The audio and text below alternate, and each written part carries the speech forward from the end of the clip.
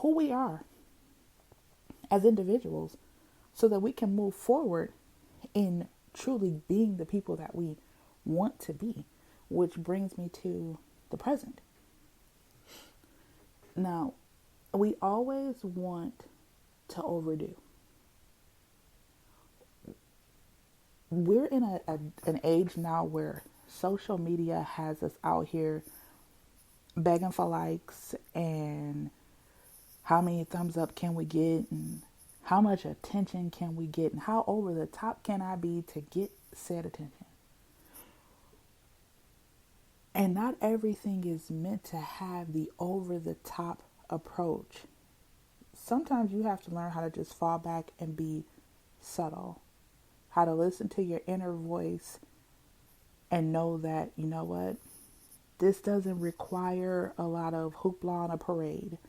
Some things just require that I sit and be still and really focus on, okay, if this is what I want for my life and this is what I'm trying to do, what is the best approach for me to do this? And you don't have to have, like I said, it doesn't require fireworks to do that. You don't have to be extreme to get results. Sometimes it's actually a lot better for you to be subtle and you get better results. It reminds me of something that my grandmother used to say. You catch more flies with honey than vinegar. And most of the time when you hear people make that statement, they're talking about your attitude and you have to be, a lot nicer and a lot sweeter of a person. But it still works in this instance. It still works for this conversation because any of us being that, look at me, I'm the shiny thing, let me cause drama to get people to pay attention to me, that's still as harsh as throwing vinegar out there. Sometimes that subtleness, that sweetness, that quietness, it's not just for others, but when you have that kind of peace about you, it actually brings you to a place where you're okay. I can do anything, I can learn anything, I can be anything because I've got a peacefulness about me. And I'm not worried about who likes me and who doesn't like me. And I'm not worried about if I throw up a picture tomorrow and it gets 1,000 likes because I have more important things going on than Instagram and Facebook. I have more important things that I'm going after. And they don't always require that I act a complete fool. I think we've now gotten so used to having to be so flashy and having the look at me attitude. And some of us, I don't think we really know how to step back and take a more simple approach. And sometimes simplicity is the best way to go. Everything doesn't require bells, whistles, and frills. And that's something that I'm really trying to bring to this show as well, is how to be present in the present and take an approach that is simple but effective.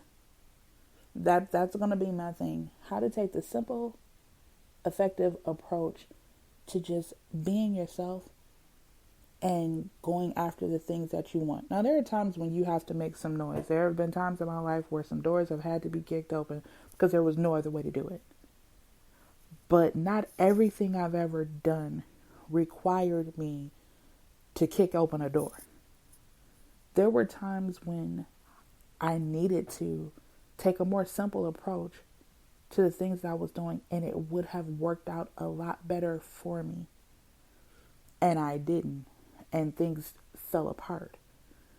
And then there were times when things went great. I mean, I had a job that I absolutely loved. I used to live in Ohio, and had a job that I absolutely loved. And when I got that job, there were no bells, there were no whistles, there were no frills. I just went over and had a conversation with somebody directly.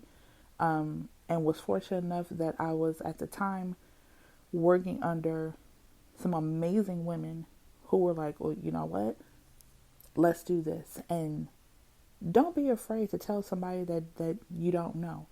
Or even if you know, listen to the advice of somebody else because they may know something that you didn't know. I had been taught in college how to do resumes. And then I met a woman who worked in HR who became like a big sister to me. And she was like, but if you do it like this. And her approach was better than mine.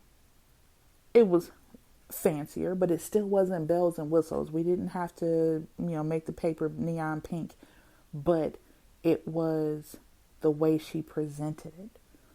It was very professional, but it was something I had not seen before. It was like a whole portfolio. But the way it was done, it was like, it was effective and it was simple, but it still made a statement. And it's kind of hard to fall into that box of, I have to look great at what I'm doing without basically yelling in someone's face that I am great, and keep it simple. Like, it's a complicated process.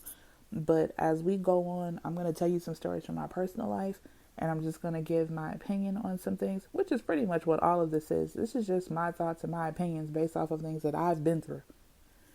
And where I am in my life right now.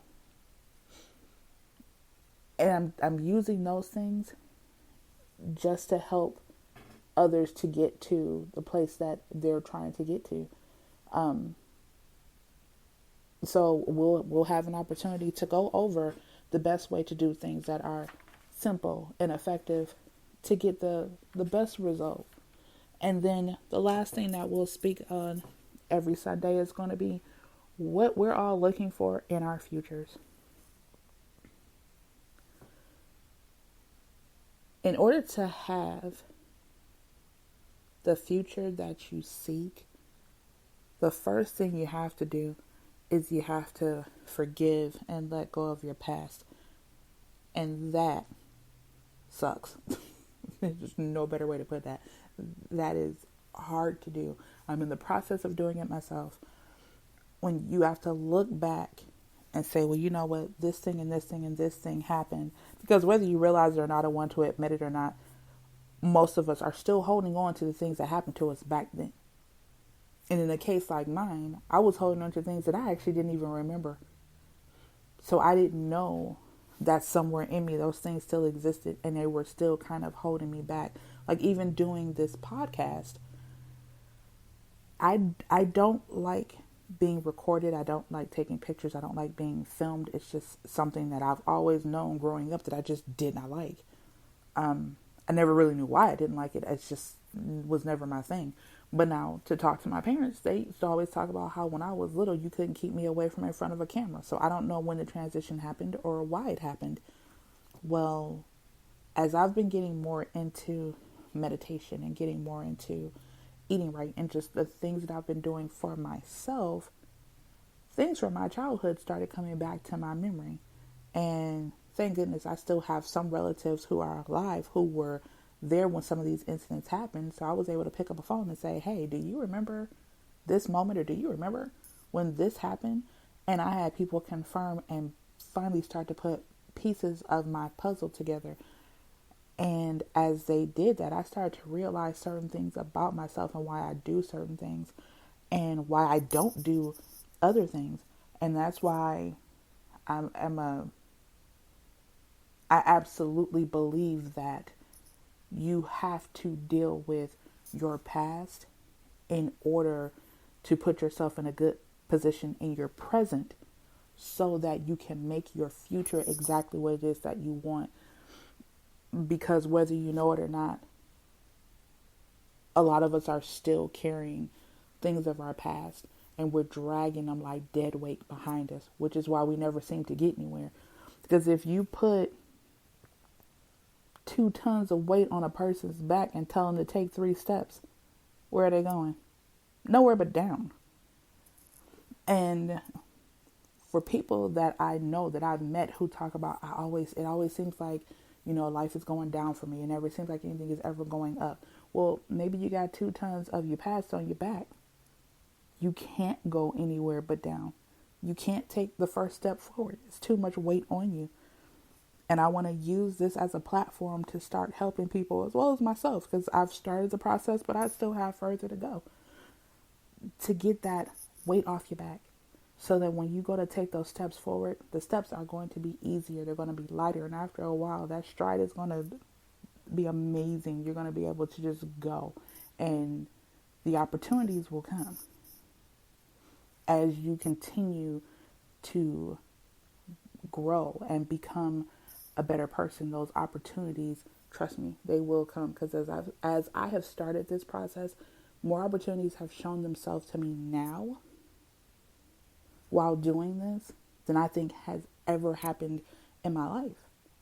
And every door that opens, although may not be for me, I'm still going to look in. I'm going to peek behind every door and see and assess and make sure, okay, is this one for me or not? No, this one isn't for me, so I'm going to close that one. But this one I'm definitely going to walk through, because not every door that flies open for you is a door you need to walk through. Sometimes you got to step back and look. It's kind of like me answering a door at my house. If you didn't announce yourself first, I will sit here and listen to a doorbell ring and will never even look out the window. I've gotten to a point where now I will peek out the window and at least assess the situation. And if you're somebody I didn't want to talk to, I'm still not answering the door, even though I'm staring at you ringing my doorbell. That's kind of how opportunity is.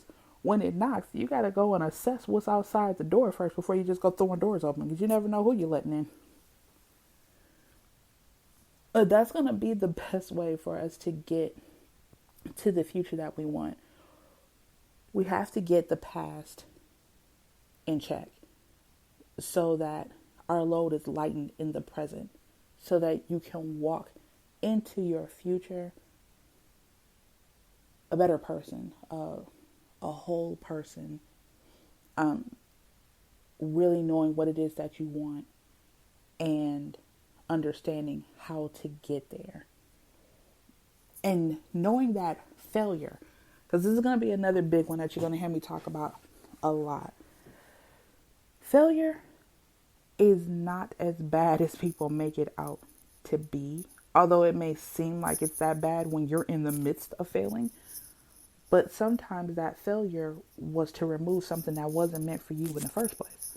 Sometimes that failure was to teach you a lesson, so when you get back up, because you will get back up and try again, when you get back up and try it again, you'll learn from that mistake. If I never made any mistakes, then how do I know when something is right? Like, how do I appreciate even when great things happen? If I've never failed in anything and everything that I've touched has always been amazing, am I even excited about the success? Is it even really my success if I've never messed anything up and everything was just like, oh, that was wonderful, it's beautiful, it's great, it's amazing?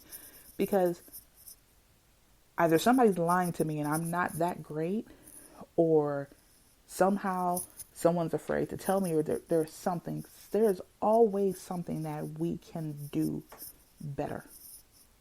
There's always something that you can learn. And there is nothing wrong with failing at something, because you may have failed at this thing, but remember, that thing may not have been for you, but you'll succeed at something else. And your character is being built every time you fail at something and you get back up and you try it again.